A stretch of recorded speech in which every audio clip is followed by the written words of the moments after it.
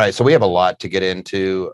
First off, Jeff, thanks for handling last week. I was on a plane and I got in just in time to hear you guys. So Oh, good. great job. Well, not last week, but the week before that. Right. I knew Um, what you meant. so when you and Elliot, didn't you like having Elliot on more than I me? do. Well, no, I know. No. All right, sure. Not that I didn't say that I'd rather have Elliot on than you. All right, guys, we got a lot to do. Lot to do. Very little time, right? So here's what we got. We got Tax Tuesday. Ask a lot of questions. He finished on time. That's just not nice, Sherry. If you need a detailed response, you can always send it in via the Platinum portal.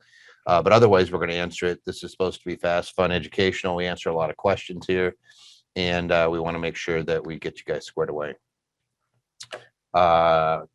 Questions that we're going to be answering today. I'm going to go through these fairly quickly, but we're going to hit them all. And we already have a whole bunch of questions going on. Before we go into there, I should say that we have on, I know that we have Christos, we have on Elliot. I can't see the list of people, unfortunately. Zoom is doing its own thing again. Let me see if I can find participants. There we go. Matthew is on, Patty, Christos, Dana. Oh, Dana's on, Elliot, Thomas, Pio. My gosh, we have Troy. So we have some heavy hitters on, guys. We have some accountants and even to throw in there, well, I can't really say Troy's a bookie because he's also an accountant, but he's there. Mm-hmm. Dana's an accountant. Christos is an accountant. I'm a tax lawyer and Jeff's a CPA. So you got a whole bunch of people to answer questions for you. Just go ahead and shoot them out there. They answer all during the session. So you feel free to put it in the question and answer section. If you want to respond to something I'm saying immediately, put it into the chat.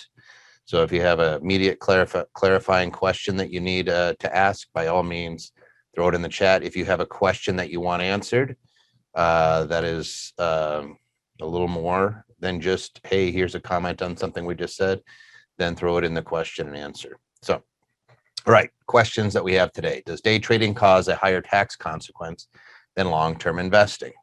We will answer that. If I own a property and owe back taxes, can the government take it? If I die, can they take it? It's just bleak, right? Can I rent a house owned by one of my LLCs? If so, do I have to pay rent to that LLC? How does rental income get taxed? So we're getting some good questions already. We'll answer those. I trade futures 4 or 5 days a week and never hold overnight. Would I be better off to move my trading accounts into a Wyoming LLC, taxed as a C Corp? I had even considered moving to Puerto Rico for the mandatory time per year to capture the tax benefits. Interesting.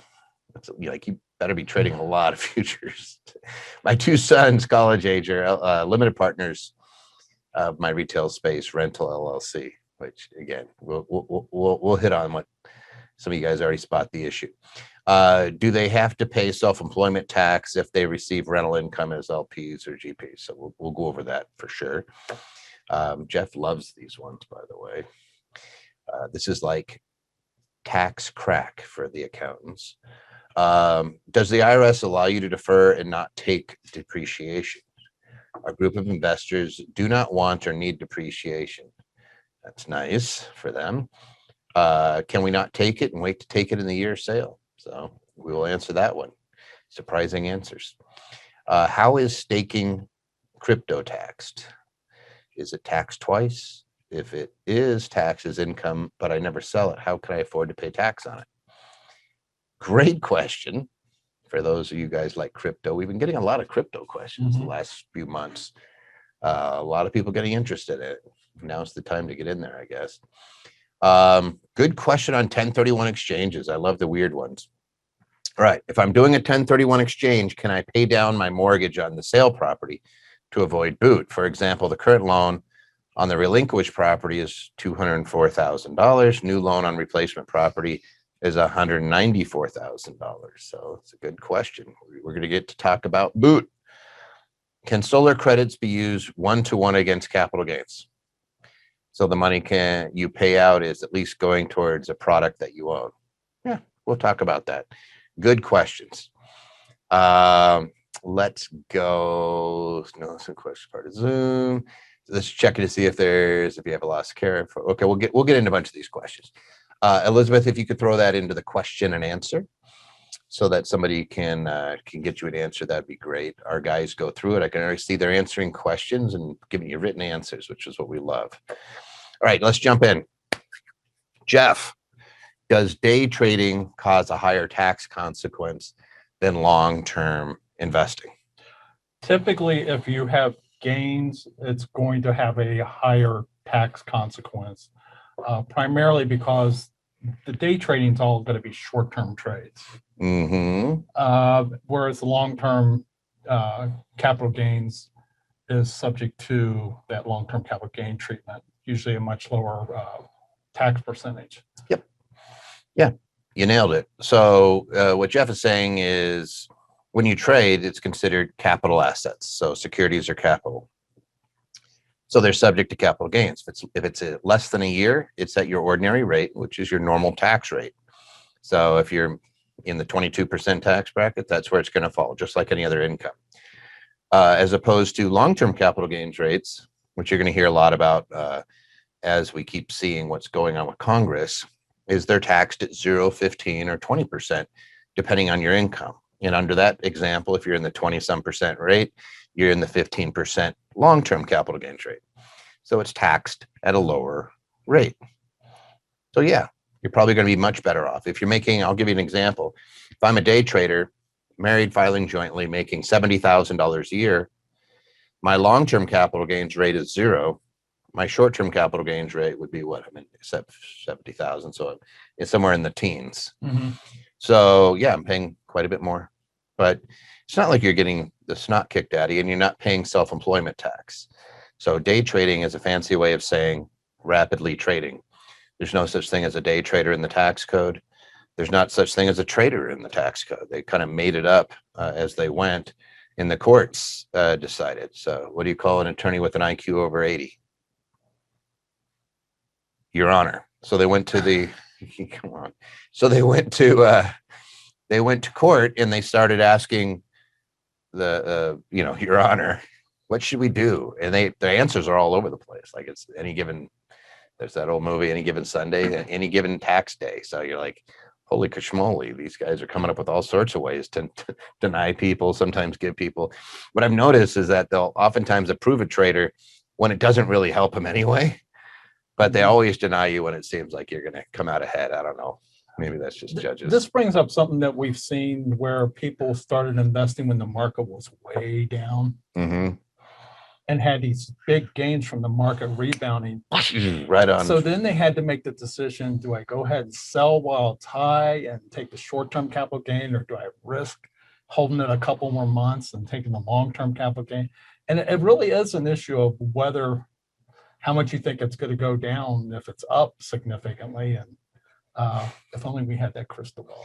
Charlie Munger put it well. He goes, the hardest thing about investing, if you can learn to do this, you ready? I'm going to show you physically what to do. You take your right hand and you put it underneath your right butt cheek. You take your left hand and put it under your left butt cheek, and you keep them there, right? If you could just sit on your hands long enough, you tend to do okay. But that's long-term investing. That's what I like to do. The short-term stuff is like if you're chasing GameStop, AMC, and you're playing around in those games, then you got to be in and out. Or if you're someone who's just doing daily swings, I get it, right? I'm not going to tell you not to do it. I'm just going to say that you have a 95.5% chance of losing money if that's what you're doing, because that's the success rate of day traders. So, and there's numerous sites that can back that up. But plus our personal experience is that people that try to time the market, what do you say? It's 80% lose? Yeah, I mean, if you're trying to beat the AI computers, they are good. You're not likely to be successful. Now, if you're just trying to beat out the Robinhood people, you may have better luck. Or you just sit back, buy good companies that are paying dividends, and you sit back and you let them increase. Just like, again, the hardest thing sometimes is the waiting. Isn't that gosh darn it, that's twice I've done that this week. I started quoting Tom Petty songs, Heartbreakers. All right, next one. If I own property and I owe back taxes, can the government take it? If I die, can they take it? If you owe back taxes, the government can certainly take your property. They can put a tax lien on your property, and if that lien is not paid, you will find your property being sold on the county courthouse steps. Yeah. So I guess I would do one little nuance here because words matter, right? Can the government take your house? No. Could they potentially foreclose on your house? Yes. And then they could sell it to make up for the taxes. So like your house is worth $500,000. You have back taxes of 50. They go push your house into sale and it gathers 450,000. They can't just take your house, right? They can't just take the whole thing. They can take the portion that they owe. And you usually have a redemption period, even if there is a government sale, where usually it's depending on where you're at. I think it's about a year. Yeah, I was gonna say, I think it's usually a year that after your house is sold to a third party, you still have up to a year. I think California recently pushed that. There's a redemption period, but regardless, don't let your house get sold at a foreclosure sale. Like people invest in tax liens quite often, and sometimes they'll end up with the property because people just don't want to deal with it. And then the second answer is, if I die, can they take it? Yeah, it's part of your estate. So again, they can't just take your house. What they have is a lien against your house. Let's say that the government is in second position, meaning that you have a mortgage on your house and then you have unpaid taxes. The government would be considered in second position. So let's say that the primary, like this is what happened in 2008, 9, and 10, primary forecloses. The government lien gets extinguished because they've sold the house. The government generally has a period of time when they can redeem the property for the interest and taxes, or in the payment that the mortgage company paid. It gets really wild when you have a second.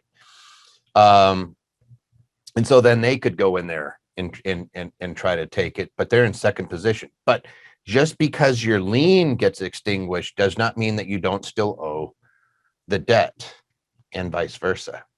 We had a lot of people go through bankruptcies during the downturn, and they realize when they go to sell their house later that they still have a lien on it. It doesn't go away. It's kind of crazy.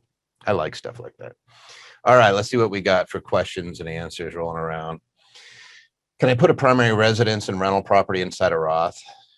Not your primary residence, because you'd be a disqualified person. Can you put a rental property inside a Roth? Yes, as long as it's self-directed, but I'd still put it in an LLC. I see Elliot's probably answering that too. Follow up. What if I day trade in the same securities, have wash sales all the while?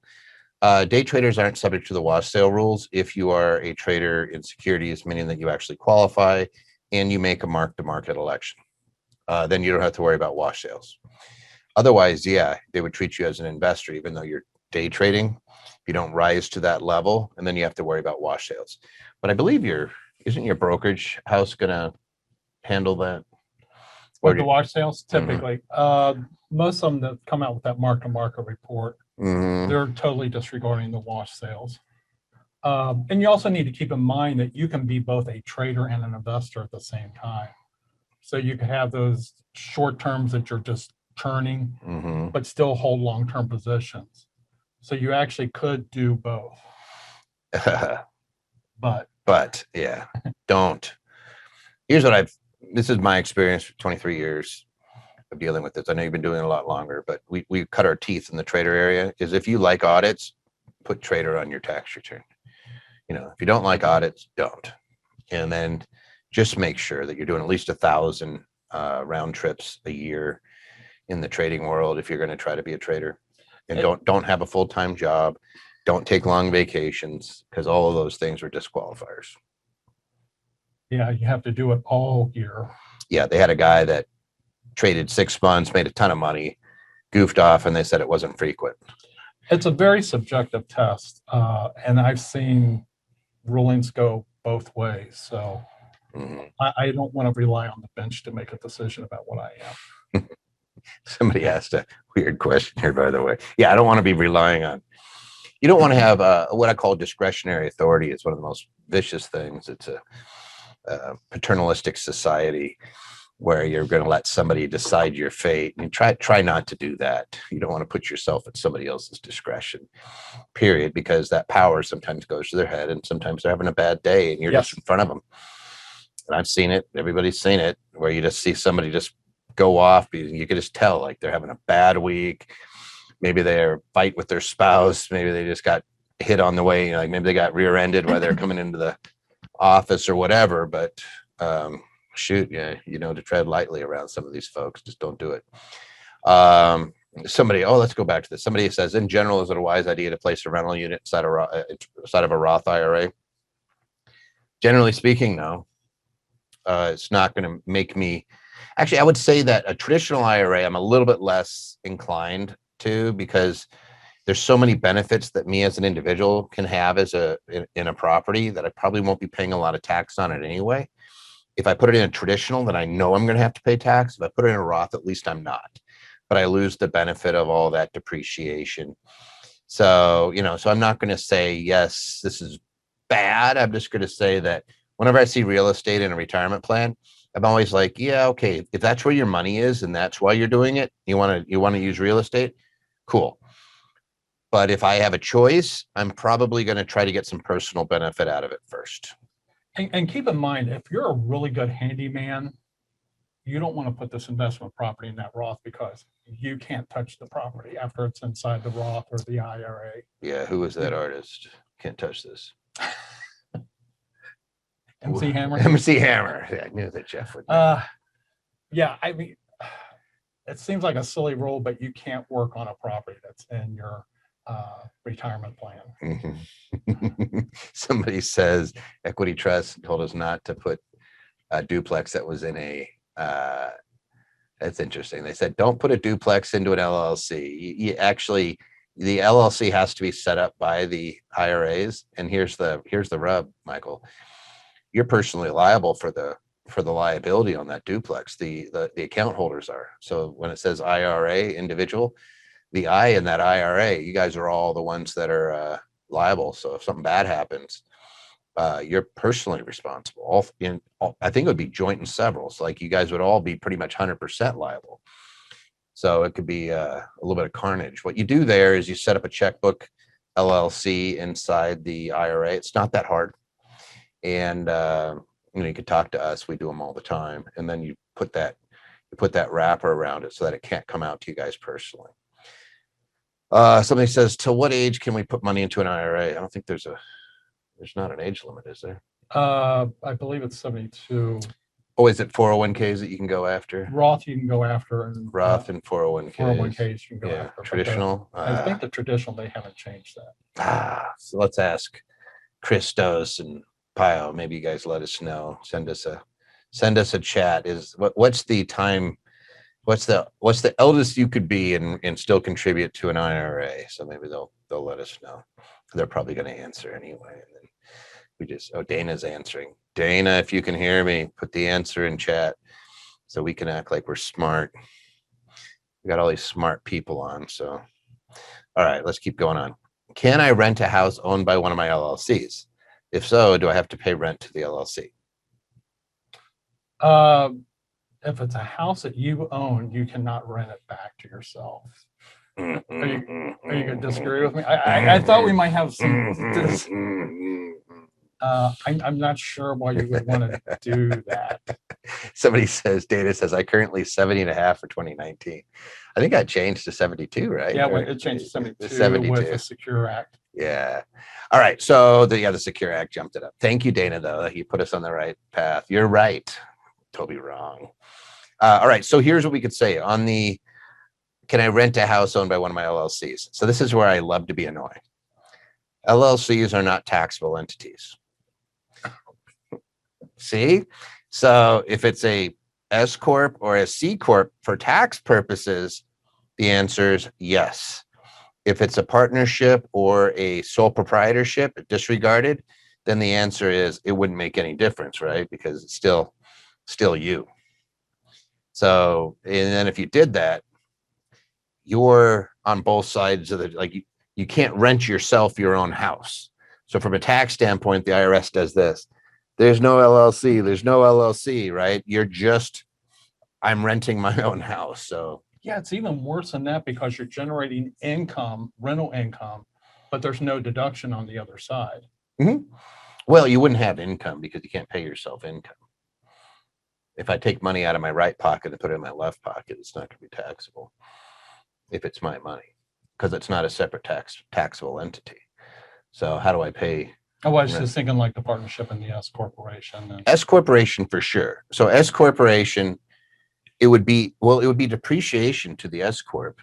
So if I pay it sure. rent, it's going to depreciate it. The only time you would do this, guys, is if you've had a property that went up in value and you wanted to use the 121 exclusion, the $500,000 exclusion if you're married filing jointly, or $250,000 exclusion if you're single, and you want to use that and you sell it under an installment sale to an S corp, opt out of the installment sale so that you have all that gain, so you have a higher basis, and then you rent it out to other people and you start depreciating it, and then maybe you come back and you say, boy, I miss my old house, and then you rent it from yourself. That might be the only situation that I could foresee. Otherwise, you don't want your house in a C corp. You generally don't want it in an S corp, because getting it out of those entities can be extremely painful from a tax standpoint. Yeah, I'm thinking that if I want to live in one of my rental properties, maybe I've been renting it out for the past 10 years. I just pull it out of service and move in. I don't do any rent between the entity and myself. Nope, you just go on in. So the only time you would is if you had a separate tax paying entity. Anyway, that's kind of fun. Boy, we're annoying. How does rental income get taxed? Rental income is taxed at ordinary rates. It's ordinary income. However, it is passive. Mhm. We talk a lot about passive income. Why So- is that important? It's important because passive losses are limited by good old Section 469, which Mhm. we haven't talked about, well, except every other time. Section 469 limits how much rental loss you can take. If you're below $100,000, you can take up to $25,000 of loss. Mhm. And that phases out over the next $50,000, That's if you're an active participant in real estate investing. which is 200 hours. You don't have to do any hours. It's just, do I manage the property? Okay. Then there's the real estate professional.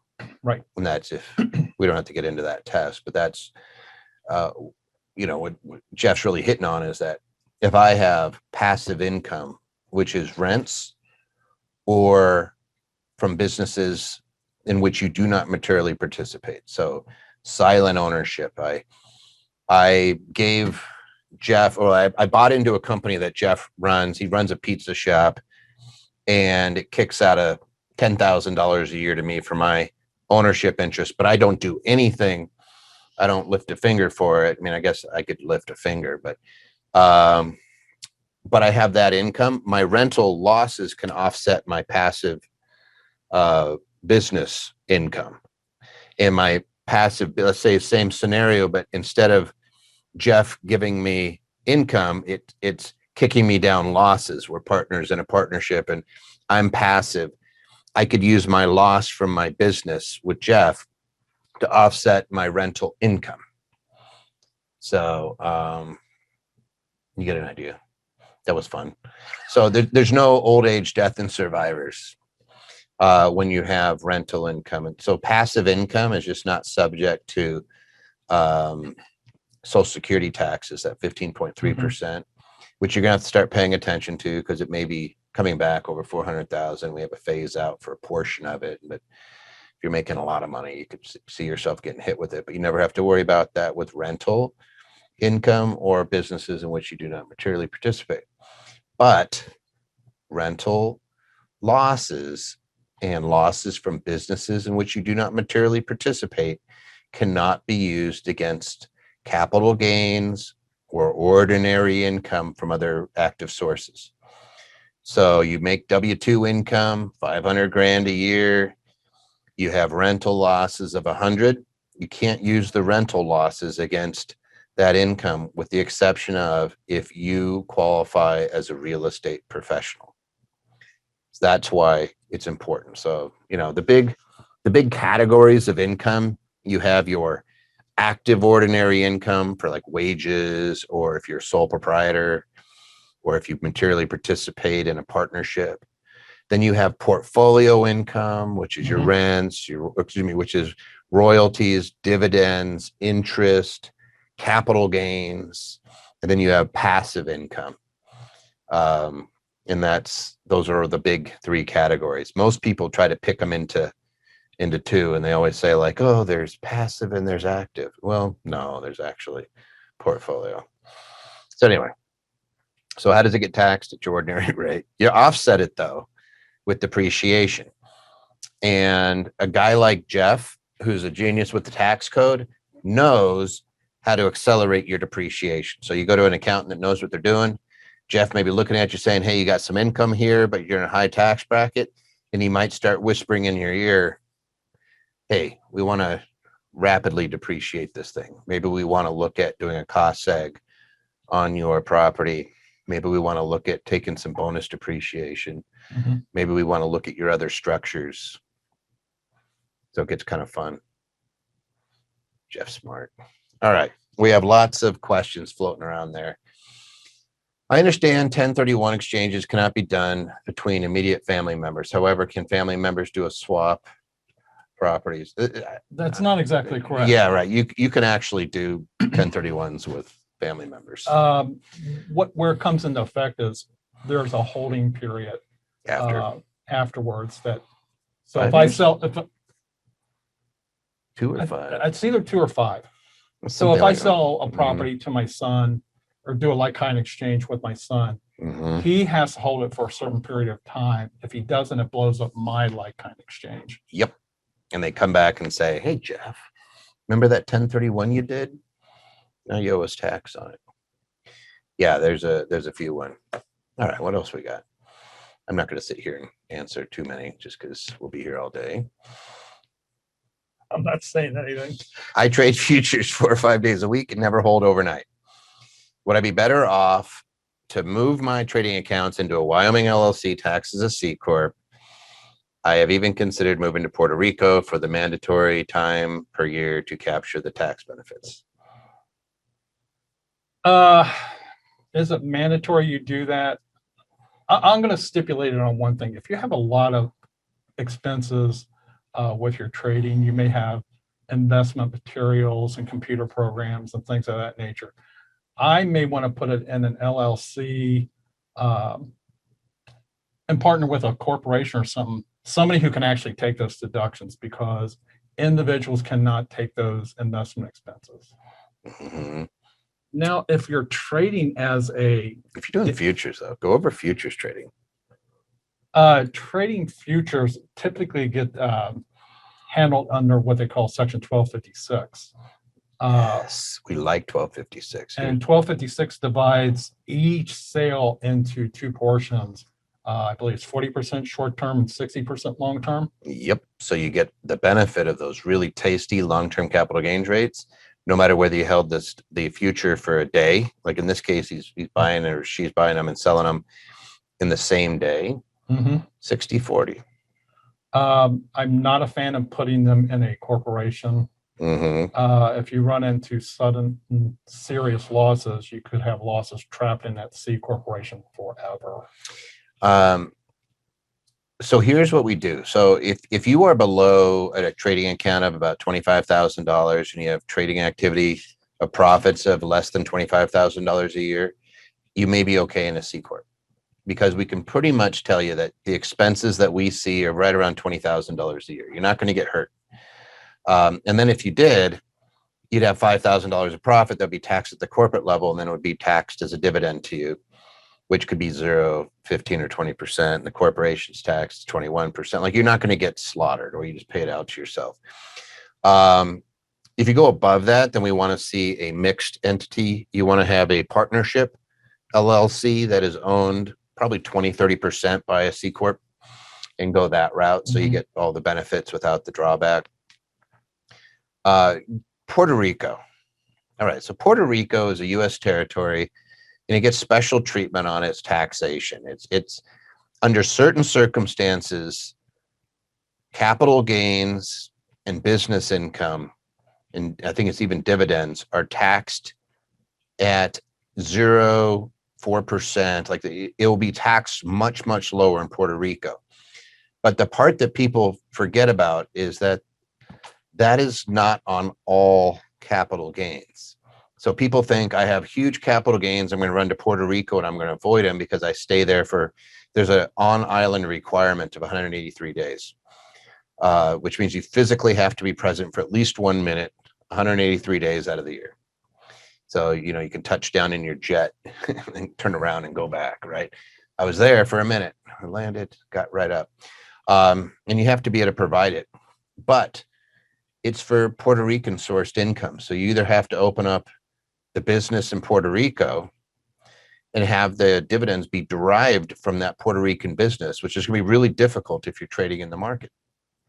So I see people throwing this out there, but it's a little more difficult. I mean, there might be some wiggle rooms to way to get around it, but I start saying, all right, you better be millions of dollars if you're going through that much trouble. Now we have clients that have moved there and moved their business operations there. You got to employ at least 2 people. Mm-hmm. And there may be, like, again, this is something that is on the table every year. But we've had people that are in the 7 figures of annual income that have the ability to source that wherever they may be. And they go to Puerto Rico because they can eliminate their tax and get it down to pretty much close to zero. But if that's not you, then it's probably not going to be worth it. So. Yeah, when you start looking at the articles that Puerto Rico has written for this, meaning the laws, you quickly realize that these laws are meant to bring business into Puerto Rico, not make Puerto Rico simply a tax haven. Hey, I'm going to buy a house there and never pay tax. No, that doesn't work that way. Although, like, if you have to go to Puerto Rico, may I recommend that you look at Old San Juan, maybe Dorado and Rio Grande. There's some beautiful, just one amazing island. But and then what's on the other side? We have a bunch of clients that live in a golf club on the other side. Sure. I can't remember the name of it. It's just beyond Rincon. Anyway, beautiful island. If you get go to Puerto Rico because you want to go to Puerto Rico, though. Don't go there just for the tax benefits. You got to really like it. Plus, somebody says, I believe the name is Bahia. Bahia. I think you're right. Oh, Palmas del Mar. Somebody got it. Gosh, they're good. You guys are really smart. It is Palmas del Mar. Gosh, how did you know that? Winter chicken dinner. Oh my God, you just nailed it. That is smart. Yeah, Palmas del Mar. It's beautiful. They have a beautiful stadium there and all sorts of fun stuff. All right. My 2 sons, college age, are limited partners in my retail space, Rental LLC, which is really smart, by the way. Like, I don't always like giving interest to the kids, but they can pay for their college out of that income that's flowing through, right? It's at their tax rate. So that's smart. Do they have to pay self-employment tax if they receive rental income as GPs or as LPs? Well, since this is an LLC, the proper term is just members. Yeah, so this is where it gets weird. LP means limited partnership. You can't be a limited partner in an LLC. So a member, we'll call it non-managing member. Yeah. Pretty much the same thing as an LP, but for an LLC, they don't have to pay self-employment taxes because they're not doing anything in that LLC. But even if they were, it's rental income, it's passive. Well, that's true. So, like, this is the weird part. That's really smart. Yeah. So rental income, we just went over this, is passive, right? How can you make it active? Well, it depends on what you're doing. Now, if I have a management company, so a lot of syndications will be set up where, like, hey, we'll have the people that invest, but I'll have a corporation or something that is where the folks that are managing it are, and they're charging a fee. So that's no different than charging to paint the house. I am getting a fee for a service. I am managing, I'm getting a service. It's no longer rental income. But if they do nothing else, and this dad or mom just sits there and lets that passive income flow through, it's just a partnership. No self-employment tax, no old age disability survivors insurance, no Medicare. It ends up being pretty good. All right, let's see what else we got. See any questions up there you want to answer? Yeah. Is our board up there? Jeff. They've answered 70 questions thus far. Holy cow. Somebody's asking about creating a lien against the house. Oh, so if they're worried about maybe property taxes, you could potentially put a lien against the house. It'd have to have substance, and then you foreclose, and then you hose over the government, and then they'd come after the estate. But anyway, yeah, you could potentially do that. Does your company do paperwork for property into nonprofits? Also, someone already formed an LLC for the property, but the vision for the property changes. So is it possible to dissolve the LLC and remove? Okay, we're not going to get into too much of the specifics. The answer is I love putting property into nonprofits. If it's for low to moderate income housing, for veteran shared housing, for rehabilitation, dependency, for special needs, all those things qualify as nonprofit activity. The beautiful part is that when you donate the property into the nonprofit, you get the fair market value of that property, so long as you held it for at least a year. Mm-hmm. So if I've held a property for 20 years, I've depreciated it I'm pretty far along in the depreciation, but it's gone up in value. So we're at the peak of a market and we say, hey, you know what? I want to donate it. So you donate it, you get an appraisal. Your deduction is the fair market value, that appraisal. You're going to have to attach that appraisal to your return as well. Do you know what the form is? 8283. 8283. So you're gonna put that on the tax form, and it's going to be limited, like your taxable income. That's the limitation, right? Not Right. adjusted. It's taxable income. It's going to be limited to 30% of your taxable income per year, but you can carry it forward 5 years. So if Jeff's making 200 grand, he gives a $500,000 piece of property away to a charity, Toby's nonprofit. Then Jeff gets to write off. So he's making 200. So 30% of that would be 60. So he'd get $60,000 off in year 1, 60 in year 2, 60 in year 3, 60 in year 4, 60 in year 5, 60 in year 6. So you're going to get to write off about $360,000 of that Mhm. 500. So you mentioned that this house that you're donating is almost fully depreciated. Mm-hmm. What happens to depreciation recapture? Don't I have to pay tax on that? No. Mm. See, Mm. Jeff's liking this, right? No, and we can do that with Bitcoin. We can do that with stocks. We can do that with any capital asset. It actually is pretty cool. I think there might be some, if it's an antique or a art, I Oh, forget. collectible. Yeah, there's some sort of funky rule, but there's a limitation on how much you can write off. I think it's like 20%. Right. Let's see if there's any other questions. I will just go right on in. Oh, look at that. Follow Anderson. We're on Facebook, YouTube, LinkedIn, Instagram, and Twitter. You can get your doses, your tax doses, your asset protection doses, your business running dose, whatever. You guys see today, by the way, that who was it that came out about Bezos and Warren Buffett and Elon Musk not paying tax? I did hear that. But they were comparing what the most wealthy people pay compared to their net worth, what we pay compared to our net income. Right. They're dorks. But I think somebody's going to go to jail over that, though. I think somebody got somebody's tax returns and disseminated it without their approval. Because they wouldn't say where they got the information. But they've been doing that for they did it to the past president. And nobody got in trouble. Of course, everybody jumped on him, but it's kind of like, all right, so now you did it to Buffett, you did it to Elon. Elon's just going to tweet, and something bad's going to happen to you. Somebody's going to disappear. Bezos is like, hey, don't mess with me. I'm taking off into space. Bezos is going to be up at the moon. Yeah, somebody says the results are stark. 25 people saw their net worth rise a collective 401 billion. They paid 13 billion in federal income taxes. Yeah, well, we've been telling them how they do it for a while. Like, if you ever get bored, just go back and listen. And just about every time we talk about loans are not income, right? So if you have a highly appreciated asset You do a security back line of credit.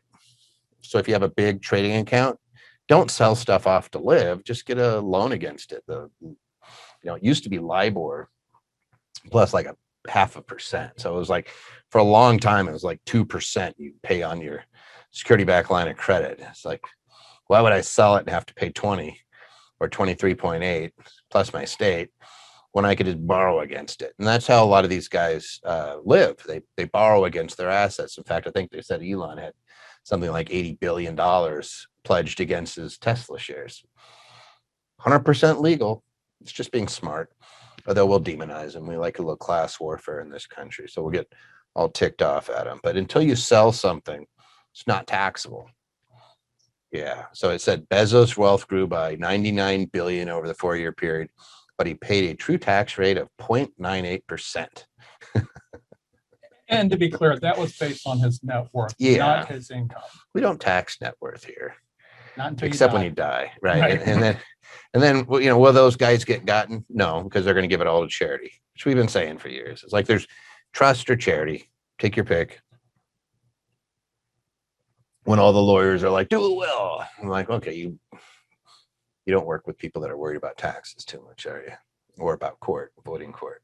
You like court, you like taxes, do that. Otherwise, don't. All right. Does the IRS allow you to defer and not take depreciation? Our group of investors do not want or need depreciation, which we're going to have some fun thoughts here. Can we not take it and wait to take it in the year of sale? IRS does require you to take depreciation. Put it this way, if you don't take depreciation, they're still going to reduce your basis by the amount of depreciation that you were supposed to take. So depreciation you may or may not take, but you must recapture. Mm-hmm. So it's actually called unrecaptured. But so if you don't take depreciation, you're going to have to pay tax on it, even if you didn't. So I'd like it's great that you have investors that don't need to take it, but you better take it. Now, if it creates a loss, that's fine. When you sell it, that loss will be released and reduce your taxable sale, right? It's going to be released in the year of sale. So when you get rid of it. Now, here's the thought for you guys. If you have investors that don't need depreciation, it means you don't need losses. There is the ability to do unequal distributions of loss in a partnership. So if you have an LLC taxed as a partnership, you may want to take your group, meet with a good lawyer, and come up with 2 different classes of stock or of partnership.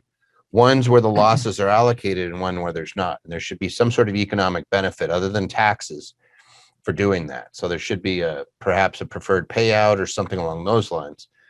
But if I don't need the depreciation and I'm willing to give it up, that means that the partnership's still going to take it, but Jeff needs depreciation. I don't. He and I can enter into a partnership where all of the losses get allocated to Jeff because he needs the depreciation. Mm-hmm. And if I don't, then I just say, no, I don't need it. Another thing I've seen is where all the business income, say it's rental income, goes to the managing member or the GP, and the investors are solely in for an equity stake. That when we sell this property, I'm going to get my share of it. And I've seen them also with guaranteed returns on those. So they're getting so much back every year of their original investment. But you have choices. It is possible, I hate saying this, it is possible to not take depreciation until the final year. It's going to be treated the same way regardless. You're going to sell, like you're going to take it all the depreciation that you failed to take and lump it into 1 year. You're going to have to do a change of accounting method, file that form, and it may not be pretty. So I really would not recommend doing it. But you want to do it as you go along and take that loss. Even if you guys don't need it, carry it forward. It gets released the year that you dispose of the property. If you don't dispose of the property, it just keeps carrying forward, right? Yep. And what about if you die? Do you lose it? No, whoever inherits your investment Would get the loss. would get the loss. And if they take your place, they also could get a step up in basis in that property. Mhm. We like it, then depreciate it again. Yes. Yes. All right. How is staking crypto taxed? Is it taxed twice? If it is taxed as income, but I never sell it, how could I afford to pay tax on it? So staking is taxed a lot like mining is. Staking is a lot more simple. That What you is do- staking? Staking is you do something to earn a virtual currency or a fraction of a. You're virtual verifying, like when they talk You're about the verifying, blockchain, exactly. you're one of the little computers that verifies this is right. So let's say you're awarded $1 of staking crypto in Mhm. Filecoin or Bitcoin or one of Doge. Hey, I saw Coinbase is trading Doge now. Doge. I bought Doge just out of stupidity. But that dollar you received is treated as ordinary income. So now you have $1 worth of that coin. That's also your basis in the coin. So you're going to pay tax on that dollar. Yep.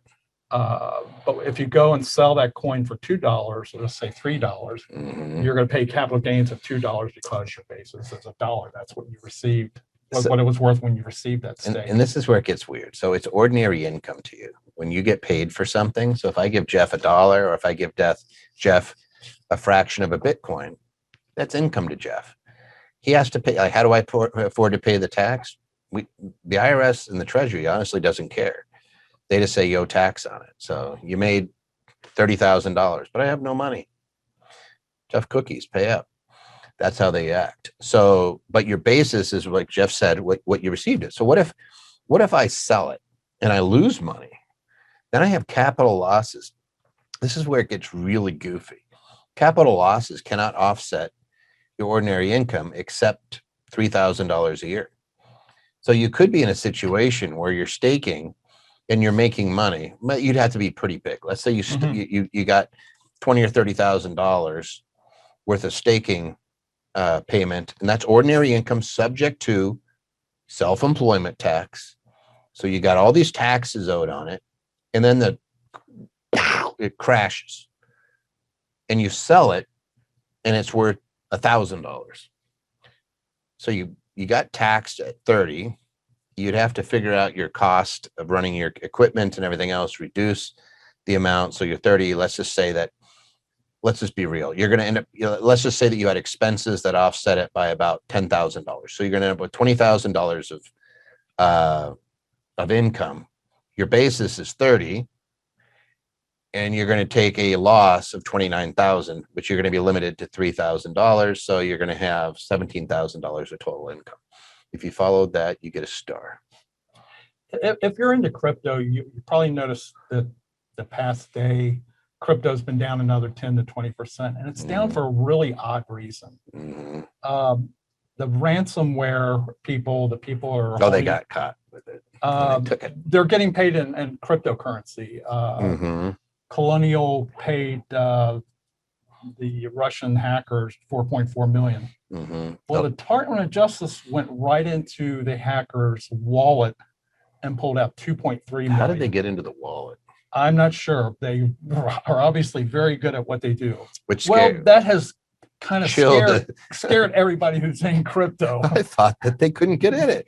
That's why you need a cold wallet, guys, so they can't sneak into it. Yeah, I know. Like some of the softwares have Or don't. cold wallet or vault. Well, That same thing. so you have the actual Binance, Coinbase, where they're actually the exchange and they're holding your Bitcoin. Mhm. Then you have an online wallet like you might have on your phone or something, which is connected to the internet, right? Somebody can get in there. And then you have the cold wallet where you're walking around with it in your pocket, it's coded, and you download it in, and then you could actually transfer that electronically. Yes, it's important to keep that secured, because if you get robbed of your virtual currency, it's not deductible. Yeah. Crazy as that sounds. And somebody else is saying they found access to private keys. They have vaults where, what is it, Unchained, and some others where you have multiple keys to a business. So like this was a business, the ransomware business. So Somebody says Bitcoin wasn't in a wallet, it was in an exchange based out of California. Oh, there we go. So they were actually sitting in the exchange where all we had to do was get to the exchange. And by the way, Coinbase shares information with the IRS. If you think that, hey, I'm not going to report any of that, you're going to get a knock on your day. Hey, we know you sold a bunch of Bitcoin. We know you traded it for a Tesla when you still could. And it remains one of the most highly audited And areas. somebody says the crooks were careless with the password. I want to figure out how they got it. It's pretty funny. It's like I can see them. I can't remember. they can hack an oil line, but they can't keep their Bitcoin secure. That's The just group is called Dark something, but it's can you horrible. imagine saying, "Oh, we got hacked"? I know. I can't believe the government hacked us.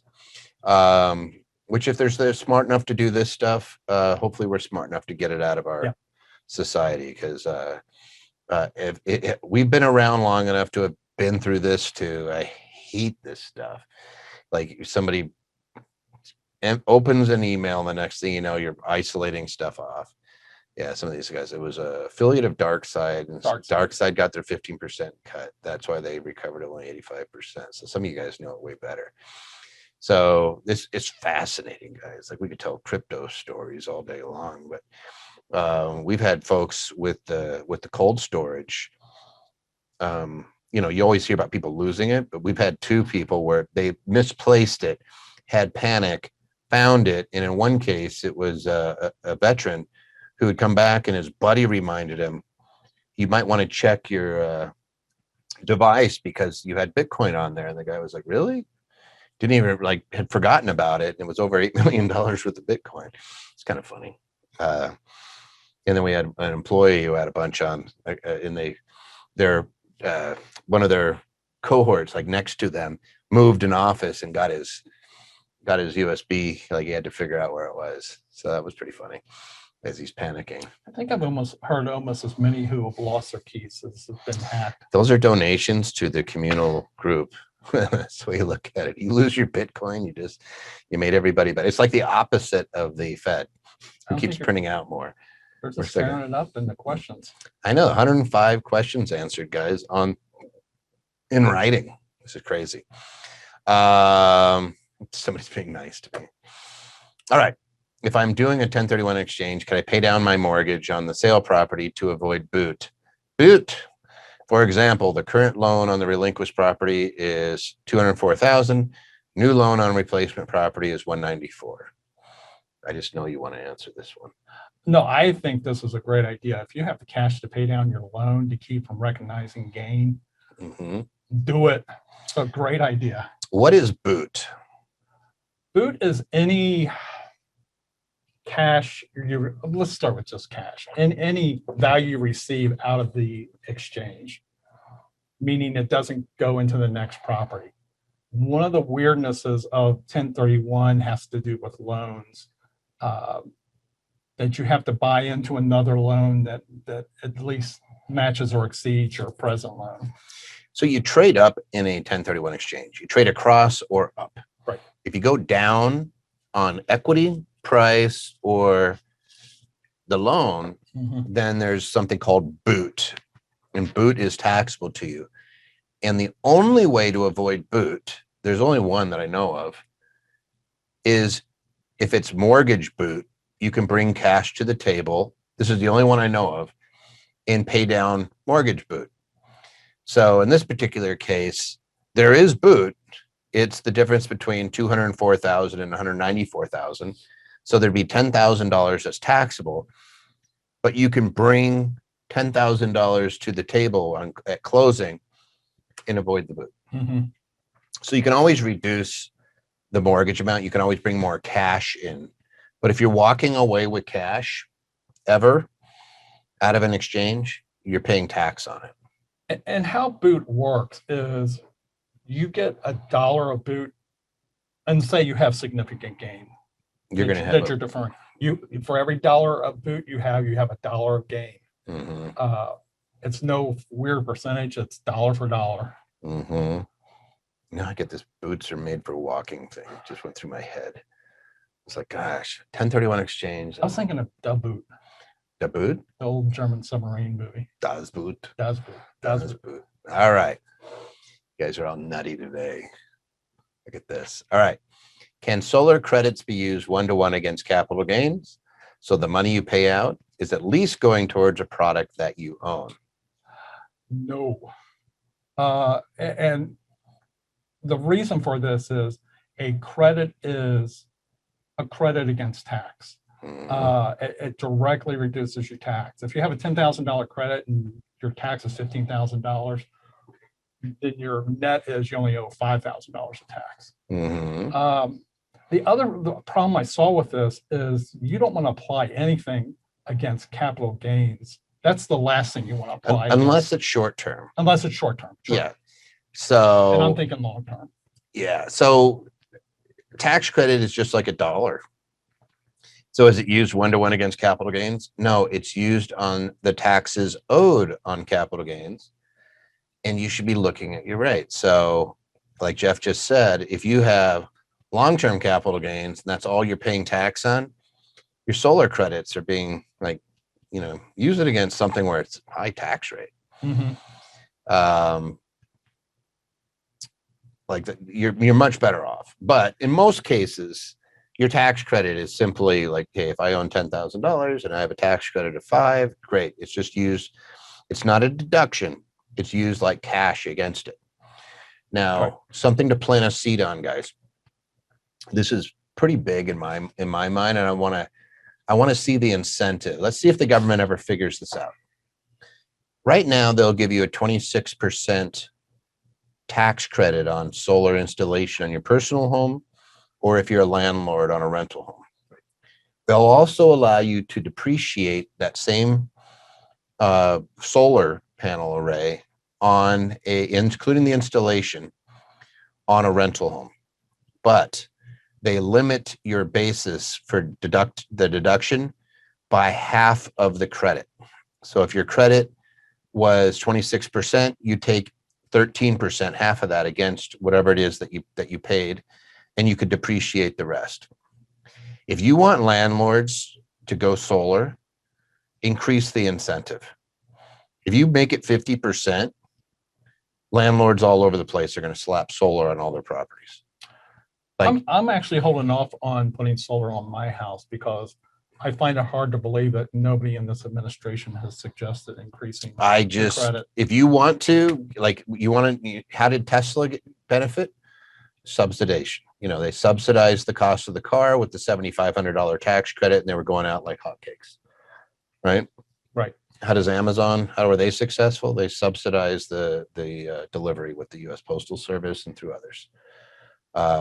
How does Boeing? They're subsidized. Like you could go through the whole list of people taking advantage of when the government says, "Hey, we're going to give you some incentive to do something." Right now, people aren't acting on the 26%, so it's probably not high enough.